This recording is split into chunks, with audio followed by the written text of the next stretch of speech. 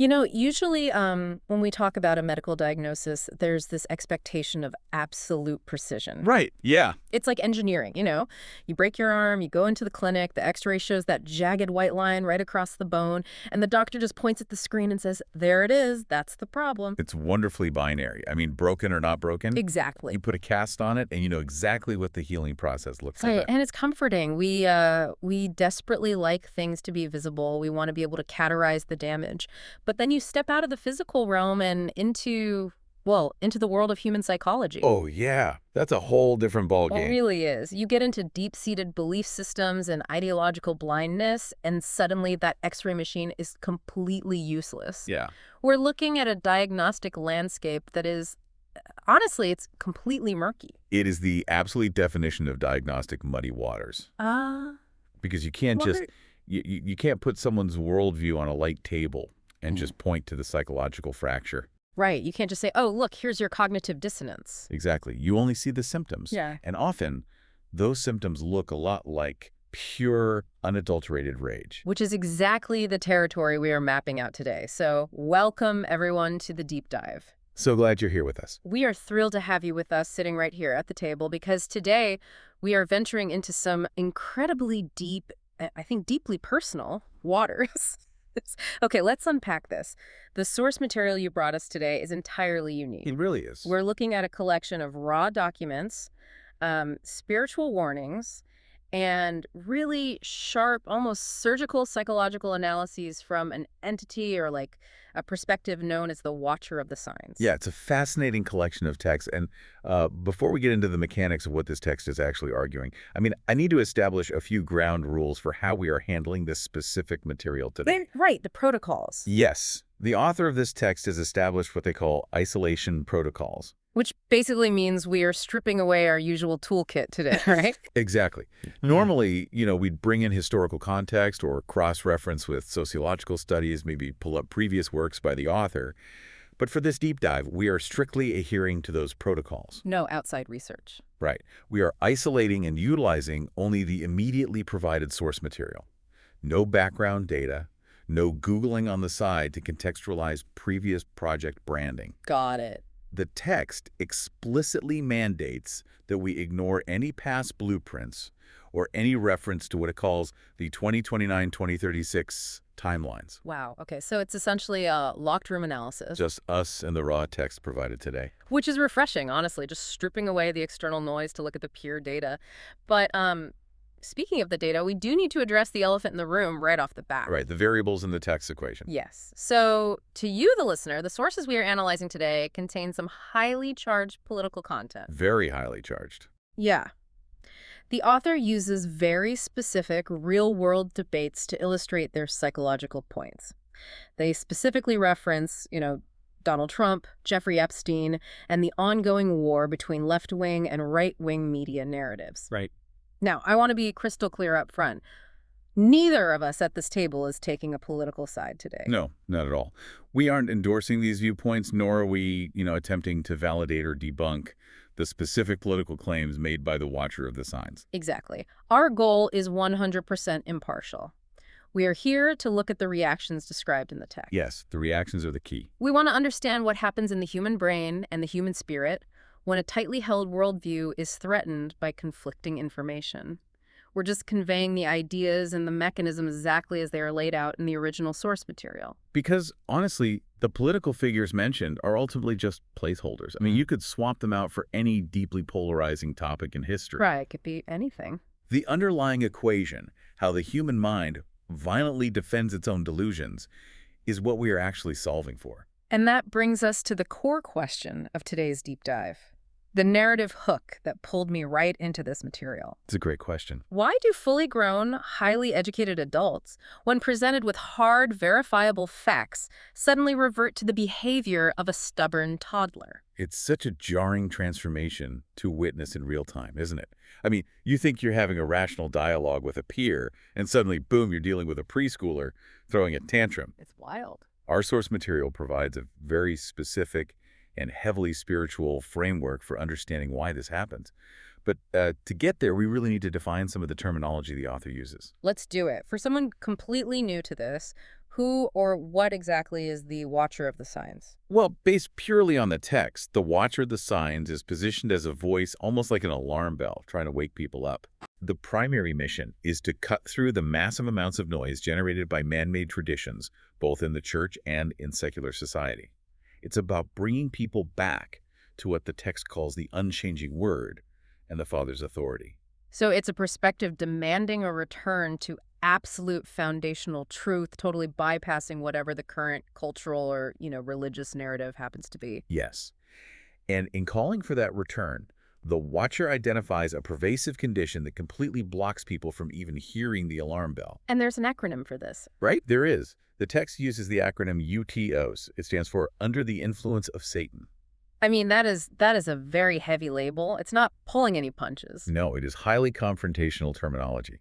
But it's vital to understand how the text defines it. Right. It doesn't describe this as some, Hollywood possession with spinning heads. It describes it as a deep spiritual state of delusion. A delusion. Okay. And crucially, the source material points out that this delusion is rampant, not just in political echo chambers, but sitting right in the pews of the church. Wow. So it asserts that anyone lacking the true Holy Spirit is operating under this UTOS condition. Correct. But the most dangerous characteristic of this state isn't malice, it's total unawareness. They don't know they have it. Exactly. The text makes it very clear that people in this condition genuinely believe they are operating under total free will. They believe their logic is flawless. Yeah. They have no idea they are under an influence, which is exactly what makes the condition so impenetrable. Right, because you can't cure a patient who refuses to believe they are sick. Precisely. Which leads us to one of the most vivid analogies in the source text. The dinner table. I love this part. This is such a brilliant way to visualize what this UTOS delusion looks like in everyday life. I mean, picture a toddler sitting at the dinner table. You, the parent, put a plate of food in front of them. Let's say it's broccoli or maybe a casserole they've never seen before. Right. Before the plate even fully rests on the table, the kid crosses their arms, scowls, and says, "I don't like it." Without taking a single bite, without even smelling it. Not one bite. You ask them, "How do you know? You haven't even tried it." And the kid just digs their heels in and repeats, "I just don't like it." Classic. Now, as a parent, that is infuriating. But the text maps this exact psychological behavior onto adults, breaking down the toddler mindset into 3 distinct pillars. And this is where the text gets really insightful regarding cognitive dissonance. Yeah. The first pillar is prejudged decisions. Think about that toddler. Yeah. Why do they hate the food? Often it's because, an older sibling said it was gross or just looks different. Right. The text explains that adults do the exact same thing with information. They decide what the food tastes like based entirely on hearsay. Right. They haven't actually read the primary source. They haven't looked at the raw data. Right. They've just absorbed a narrative from their preferred media ecosystem. They've been told by their favorite anchor or influencer that broccoli is gross, so they adopt that stance as their own absolute truth. Exactly. They outsource their critical thinking to a trusted proxy. They let someone else pre-chew the information for them. Pre-chewed information. Gross, but accurate. Okay, the second pillar is the fear of being wrong. And I think this is where the adult version becomes much more complex than the toddler version. It absolutely does, because it's deeply tied to ego. Yeah. For a child, if they try the new food and actually like it, the worst thing that happens is they have to admit mom or dad was right. There's a surprising amount of pride in a 3-year-old, sure, but the stakes are relatively low. True. For an adult, the perceived stakes are catastrophic. The text points out that admitting the other side might actually have a valid point is a massive blow to an adult's pride. Because if you admit you're wrong about this one fact, the whole house of cards starts to wobble. Right. It means admitting you were gullible. It means you might have spent the last 5 years aggressively defending a lie. Precisely. The psychological pain of conceding that ground is so immense that the brain simply refuses to process the new information. It's a defense mechanism against ego death. Which perfectly explains the third pillar, the total shutdown. This is where logic completely exits the room. When the child says, "I just don't like it," they aren't offering a culinary critique. Yeah. They aren't debating the flavor profile. It's an emotional wall.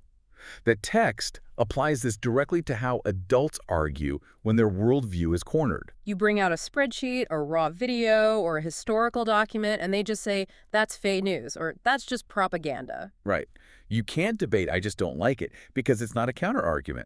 It is simply a barricade thrown up to terminate the exchange. Wow. You are holding the spoon out with actual verifiable facts, and they're clamping their mouths shut, shaking their heads. And we see this real-world manifestation constantly. I mean, the text actually grounds this in a very specific, highly relatable anecdote. The Facebook argument. Yes. The author describes having an epiphany while in a Facebook argument with an old army buddy. So, the buddy has a firmly established liberal worldview, and the author is attempting to present what they consider to be obvious factual stuff, documentation regarding Donald Trump, the media's handling of narratives, the Jeffrey Epstein case. The author is arguing that the mainstream narrative is a lie. And again, applying our impartiality protocol here, we aren't fact-checking the author's specific claims about Trump or Epstein. We are looking solely at the Army buddy's reaction to being presented with conflicting data. Right. So the author says they presented the documentation. They offer literal proof in their eyes. And what happens? Shutdown. The friend completely blocks it out. He refuses to look at the alternative platforms, labels all the offered evidence as garbage, and flat out refuses to even click the links. Yeah. He aggressively argues his own truth, believes it down to his soul, and shuts down the conversation. It is literally the toddler crossing his arms at the table. It's the perfect manifestation of the three pillars in action. Yeah. He prejudged the alternative media based on what his preferred media told him. He couldn't face the fear of admitting his worldview might be flawed, so he initiated a total emotional shutdown to avoid engaging with the new data. Okay, but I really want to push back on this a little bit, or at least dig under the floorboards here. Sure. Because framing it just as stubbornness or a toddler mindset almost feels too simple. When I watch people do this, when I see that intense, almost panicked refusal to look at evidence, it doesn't just look like someone refusing to chew their broccoli. What does it look like to you? It looks like a visceral survival mechanism. Like for this old army buddy, leaving his political team or questioning his established narrative is akin to jumping off a moving train. It feels genuinely dangerous to them. I wouldn't call that pushing back at all. I think you're actually zeroing in on the deepest psychological layer of the text. Oh, really? Yeah. This source material doesn't view this as mere stubbornness either. Yeah. What's fascinating here is it connects this exact political and social behavior to a spiritual concept. The lukewarm Christian. The lukewarm mind. Okay, how does that connect to the moving train analogy? Because the train isn't moving toward truth, it's moving toward social safety. Ah. The text uses the concept of being lukewarm to describe how the human brain prioritizes comfort over conviction. Think about what a lukewarm faith is. It allows a person to blend perfectly into the world. They don't stand out. Right. They can wear the label of the belief without ever having to face the friction, the discomfort, or the persecution of actually standing out. It's a low-friction existence. You don't freeze, you don't burn, you just float. Exactly. Staying firmly attached to a specific media narrative or a political tribe keeps people perfectly safe within their social circles. To actually look at the author's facts, to admit they might be wrong, means they have to turn around and face their peers. Yeah. They have to jump off the train and suddenly become the outcast of their own tribe. That is terrifying for a social creature. I mean, the fear of social ostracization completely overrides the desire for objective truth. Yes, it does. They stay on the train because everyone they love and respect is on the train, and jumping off means landing in the wilderness alone. And the text highlights a second aspect of this lukewarm mind that reinforces this: a profound refusal to investigate. Okay. The author makes a brilliant point here. Deep water requires immense effort. It really does. Swimming in the deep end is exhausting. It takes an incredible amount of cognitive energy to sit down, look at raw evidence, cross-reference sources, verify timelines, and critically think through a complex situation. Most people just don't want to do that. A lukewarm mindset flat out refuses to expend that energy. It is infinitely easier to sit on the couch and let a TV screen or a curated social media algorithm hand-feed them an opinion. They want the pre-chewed food. It's cognitive laziness masked as fierce conviction. Yes. They feel incredibly strong emotions about a topic they haven't actually researched for more than 5 minutes. They just absorbed the ambient vibes of their crowd. And the text concludes this specific thought by noting a tragic reality. You can show someone the door to the truth. You can hold the door open, but you cannot force them to walk through it. Right. When that lukewarm shield is up, no amount of verifiable facts will pierce it until the individual internally decides they actually want to see the truth. Okay, so that covers the passive resistance, the toddler keeping their mouth tightly shut, the person staying safely on the moving train. But, and this is where the text gets really dark, this passive refusal is only the beginning, right? Unfortunately, yes. If you don't just drop the subject, if you continue to calmly present the facts, this behavior mutates. It crosses a threshold from a passive toddler into something aggressively dangerous. It's a very predictable, documented escalation. The author points out that these people don't just want to end the conversation anymore. At first you think, okay, you don't want to look at the facts, let's just agree to disagree. But they don't let you agree to disagree. They shift from denial to open, forceful hostility. The text says it goes from, I don't want to look at your facts, into, I'm going to force you to accept my narrative, and if you don't, I'm going to destroy your character. Right. The text breaks this progression down into 3 distinct steps, moving from initial denial to full ideological aggression. Okay, let's go through these. For you, the listener, understanding this specific roadmap is vital. It's what stops you from being completely blindsided when a seemingly normal conversation with a coworker or family member suddenly turns toxic. So let's trace throughout. Step 1 is the echo chamber shield. This is the initial defense mechanism. Yes. In step 1, when a person is deeply entrenched in a narrative, their brain does something remarkable and honestly a little frightening. What's that? It doesn't treat conflicting facts as alternative data to be evaluated rationally. It treats conflicting facts as an actual physical threat. I really want to unpack this because this is where psychology gets wild. You're saying the brain reacts to a different political opinion the same way it reacts to a physical predator, like a tiger jumping out of the bushes. From a neurobiological standpoint, yes. Huh. The response is incredibly similar.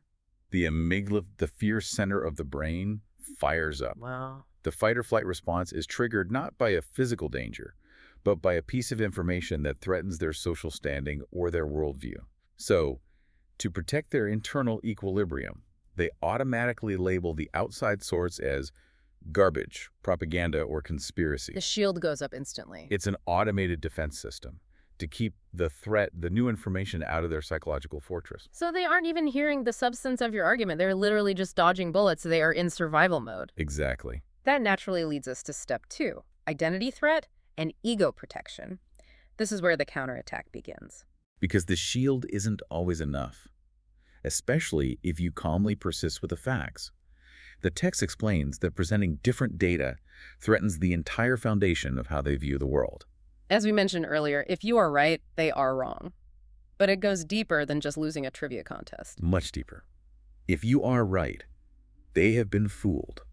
They have been manipulated by the very systems they trusted. Oh, that's a hard pill to swallow. Their ego cannot handle the immense fragility that exposes. So to protect themselves from that internal collapse, they must attack you. The best defense is a good offense. Exactly. And because they are actively avoiding the facts, they don't have logic or documentation to counter what you are saying. They're empty-handed in a debate. Right. So what tools do they have left? The text says they rely entirely on volume, emotion, and personal insult. They get louder. They get meaner. They start calling you names. They have to. By making you the problem, by labeling you as stupid or crazy or dangerous or brainwashed, they completely avoid having to deal with the evidence you brought to the table. If the messenger is thoroughly discredited, the message can be safely ignored. It's character assassination utilized as a debate tactic. Which brings us to step 3, the final and most intense phase of this progression. Step 3 is the need for validation, or what the text explicitly calls full ravaging mode. This is where the term UTIOS really shows its teeth. The underlying spiritual delusion becomes aggressive. Here's where it gets really interesting. The text says they don't just want to win the argument, they need to convert you. Yes. And this is the part I struggle to understand. If they are so secure in their echo chamber, if they have their shield up and their tribe around them, why do they care what I think? Why do they need my submission? Because they aren't actually secure. That's the secret. The text brilliantly points out that if they can't convince you, your very existence as someone standing firm in the truth is a constant nagging reminder that their narrative is fragile. Oh, wow. So just by standing there not agreeing with them, I am a walking threat to their reality. You are an anomaly in their matrix. Deep down, the cognitive dissonance is humming. They need your validation to feel secure in their delusion. That makes so much sense. When they realize you won't budge, that you won't submit to their worldview, the teeth come out. The text explicitly says they demand total submission. It's no longer a conversation. It's a conquest. They will scream, they will demean, they will do whatever it takes to force you to bow to their reality. You will agree with me, or I will socially destroy you. It's terrifying, honestly, because it feels so prevalent right now. You log onto any social media platform and you see ravaging mode in the comments of almost every post. It's everywhere. It makes me wonder, is this psychological pattern a uniquely modern phenomenon? Yeah. Is this just what the algorithms, 24-hour cable news, and digital echo chambers have done to our brains? It is incredibly tempting to blame modern technology for this. It feels like a symptom of the digital age, a byproduct of Mark Zuckerberg or cable news networks. But our source material answers this definitively, and it takes the conversation into a profoundly different realm. Mm. The text reveals that this exact psychological breakdown, this precise progression from willful ignorance to violent ideological aggression, was meticulously documented thousands of years ago. Wait, really? So the author of our text didn't just stumble upon this by reading a modern sociology paper? No, the origin of this section of the text is profoundly spiritual.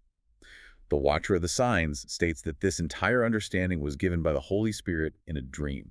The text describes waking up from this dream with an absolute urgency to write this down, to show the listener that these patterns aren't just isolated political arguments, they are happening in the church, in the culture, everywhere. The text emphasizes that these identical behavioral similarities across completely different spheres of human life are the hallmarks of an end-time delusion. Right. The argument is that anyone who does not possess the true Holy Spirit is operating under this UTIOS condition, completely unaware that their neurological defense mechanisms are actually spiritual blindness. And to prove that this isn't just a new phenomenon born of the internet age, the text provides an extensive, raw, scriptural breakdown.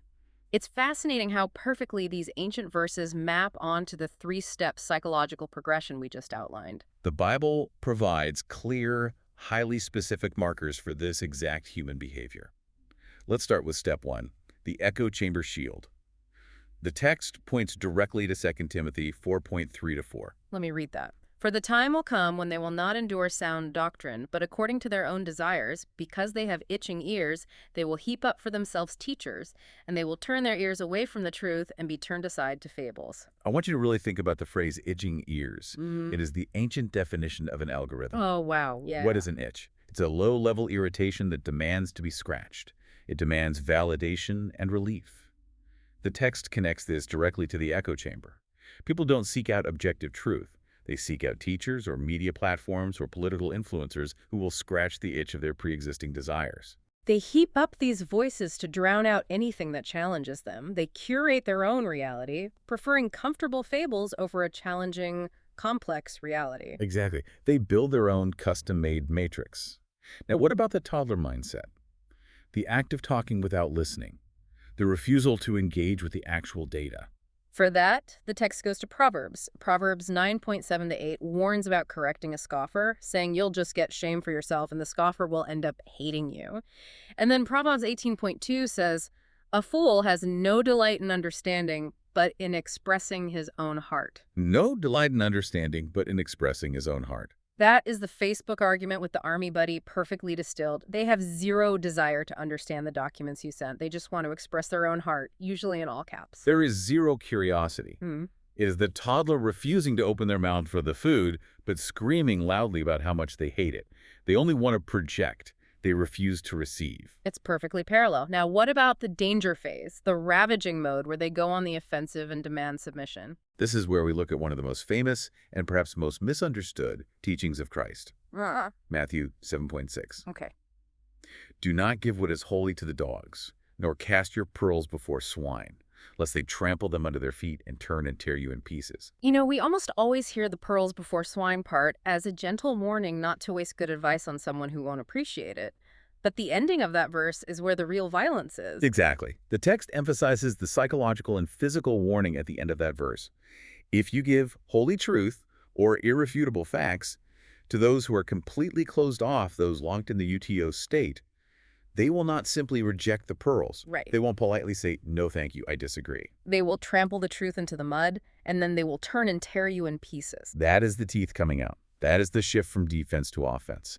It is the inevitable, documented result of confronting an entrenched delusion with raw truth. And the physical manifestation of this utter refusal is captured brilliantly in the next set of verses the Watcher provides. Proverbs 29:9. Yes, which notes that contending with a foolish man, whether he rages or laughs, yields no peace. Raging or laughing. It's either screaming at you in anger or mocking you with condescension. There is no rational middle ground. Yes, and Zechariah 7.1112 describes them making their hearts like flint, shrugging their shoulders, and this is the key physical action, stopping their ears so that they could not hear. They literally print their fingers in their ears. It draws such a direct visual parallel to today. Ancient people physically stopping their ears so they don't have to hear the prophet's words is the exact same neurological mechanism as a modern person blocking you on social media or screaming over you in a debate so they don't have to process your words. The technology evolved. The human heart remained exactly the same. Which culminates in the most extreme, terrifying example provided in the text, Acts 7.54, 5-7:58. The stoning of Stephen.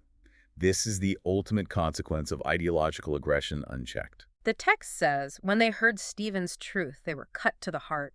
They gnashed their teeth, cried out with a loud voice, stopped their ears, ran at him with one accord, and stoned him. I want you to notice the specific progression in that passage because it perfectly mirrors our psychological breakdown. Okay. Cut to the heart, that is the cognitive dissonance, the identity threat of hearing truth that shatters their worldview.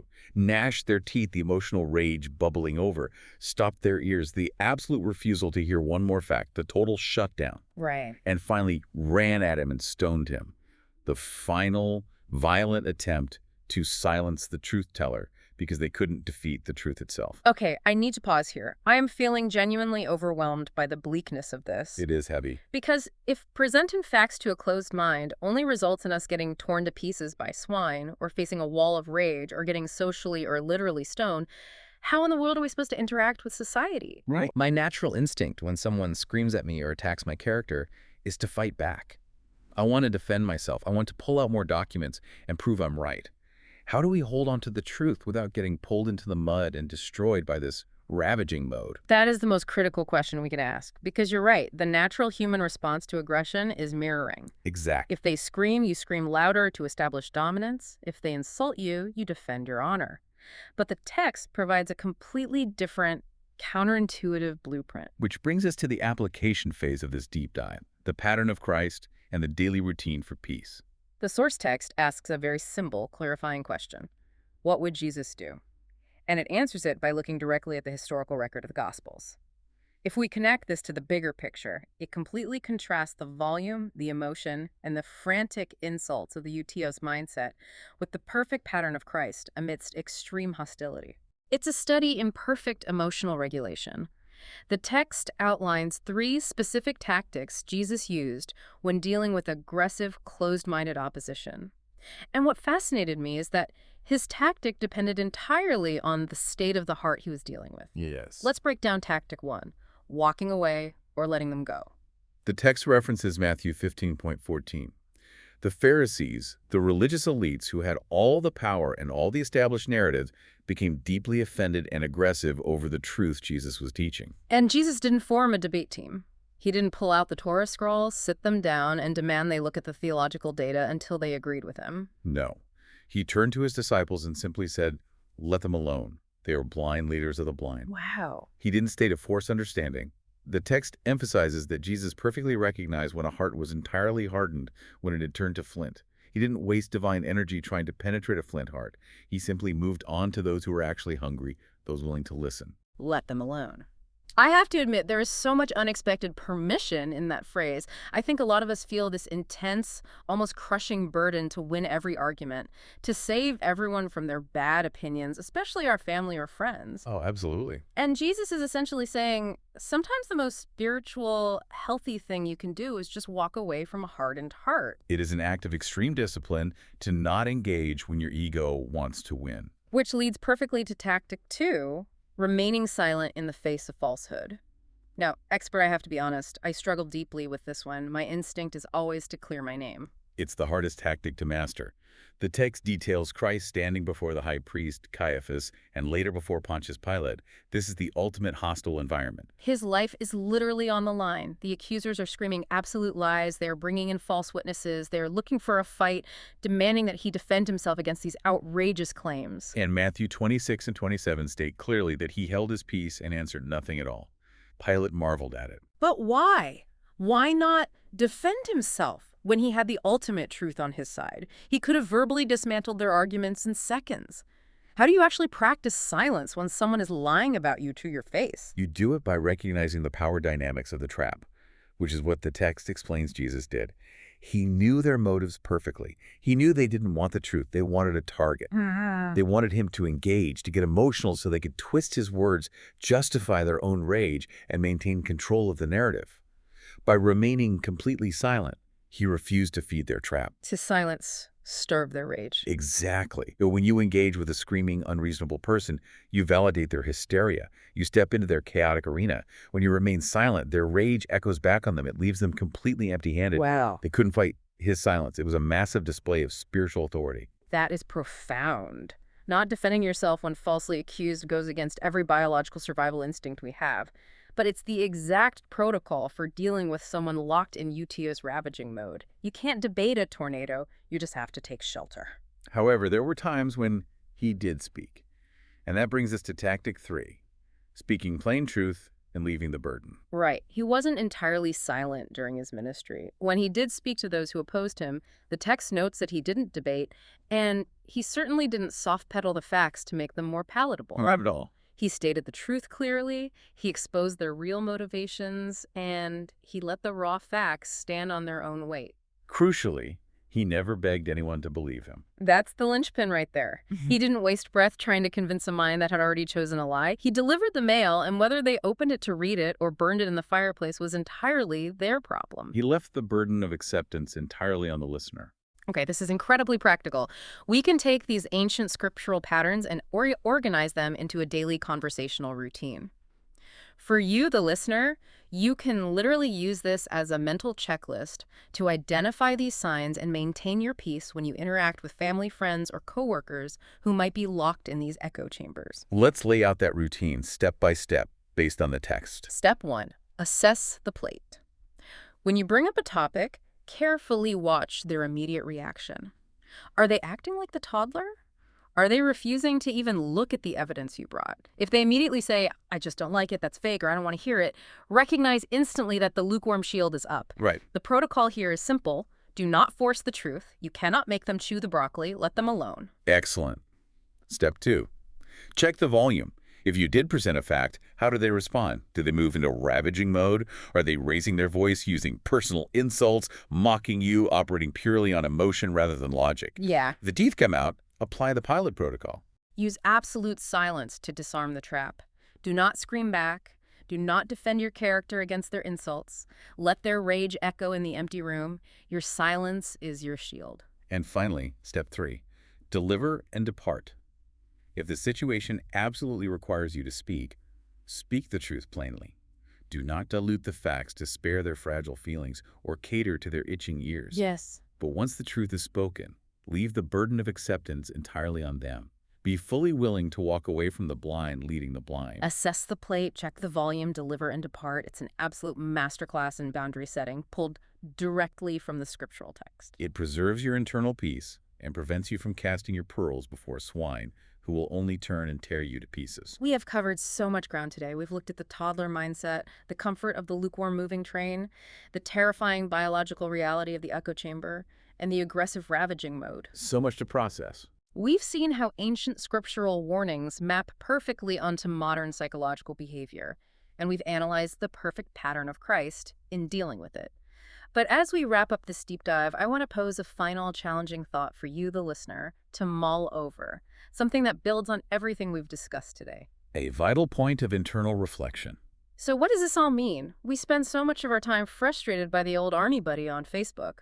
We get so annoyed by the toddler crossing their arms. We see the delusion so clearly in other people. Always easier to see it in others. But if the human brain is so powerfully biologically hardwired to protect its own identity over the truth, if this mechanism is so deeply ingrained that it turns us into defensive, raging toddlers when our worldview is challenged, how many of our own most deeply held beliefs are actually just echo chamber shields that we are too afraid to investigate? That is the ultimate, most difficult question. Are we brave enough to check our own plates before we judge someone else's? Are there areas in our own lives, in our own politics, in our own faith, where we are desperately stopping our own ears because the truth might cost us our comfort? Yeah. Are we willing to jump off the moving train if we realize it's heading the wrong way? It requires immense humility to ask that of oneself. Yeah. And honestly, it requires a spiritual grounding that goes beyond our own intellect, which is why the text concludes the way it does. Right. The Watcher actually gives us a very specific way to close out this kind of study, a call to practically realign ourselves after dealing with such heavy material. Exactly. In strict adherence to the source text, the author mandates a closing protocol. It's designed to wake us up to the unchanging word, cutting through the noise of man-made traditions and bringing our focus back to the foundation of the Father's authority. So, as prescribed by the Watcher of the Signs, I'm asking you to pause, bow your head, and join me in closing out this session in direct alignment with the pattern given to us by Christ himself. Our Father which art in heaven, hallowed be thy name.